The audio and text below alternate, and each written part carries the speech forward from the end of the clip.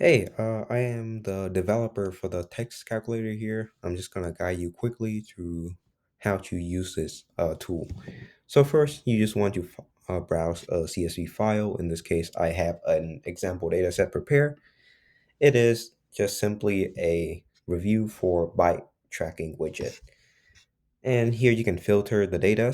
In this case, for example, I just want to filter by age group. Of course, you can add other one, but let's just say that I'm only interested in filtering for people who are older than 25 years old. Yeah. And so now, well, you can preview the data, but now for the important part, which is analyzing the data.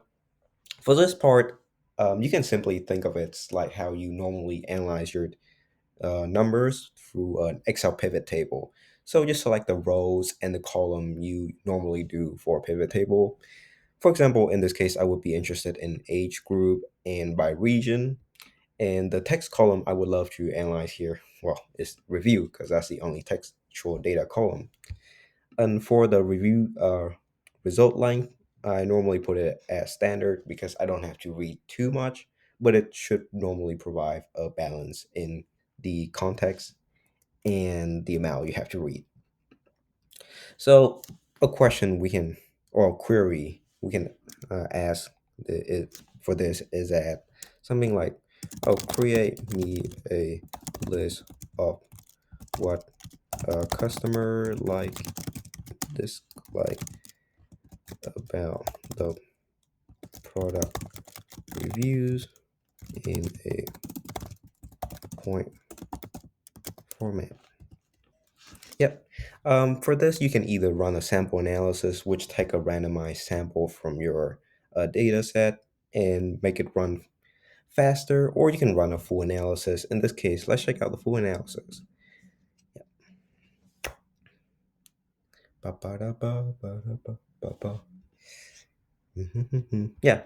So what we can see for the result here is that, for example, people in age 25 to 34 in Asia, they love it because it is space efficient and easy to carry, whereas people in Europe, age 45 and above, sure they do love the bike tracking movement, but they have concern about data privacy. They're a little bit uneasy about the tracking implication, and they're unsure about whether it is really secure.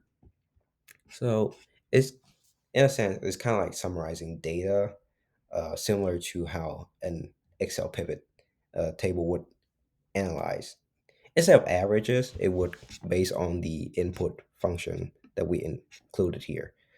A really cool feature, or I guess, that I can do here is that if you have columns like weeks or month, you can technically perform like a time series analysis with textual data. So that's pretty fascinating for me. And for those tabs down here, you can check it out. This is the downloadable CSV version of this preview result. There's also a count for the text, and this is allow us to trace back for the merge text that we have by the group in our pivot table against the LM result. Also, here's an extra feature that I included because I think it's kind of nice to have. One is globalize. Globalize simply just merge all of, in this case, reviews together. And when you analyze something like this, it will just give you like a general understanding, similar to how you would normally upload a CSV file into a large language model and ask it a question. So for example, we can run a sample analysis for this. Let's see how it goes. Yeah, so for a sample analysis, generally, this is what the customer like, this is what the customer dislike. And yeah, this is merged text of all the sample analysis. And this is traceback result. Another cool feature we can have is a localize. Localize just means that it would run through every single line. Well, of course, well, for this, it would be asynchronous, so it shouldn't take that long. And you can either extract information per row or categorize them. For example, categorize the following reviews. into either negative, neutral, or positive only. And let's just set the result length limit to very brief, so we don't want the model to just keep yapping on all days. And let's just run the analysis.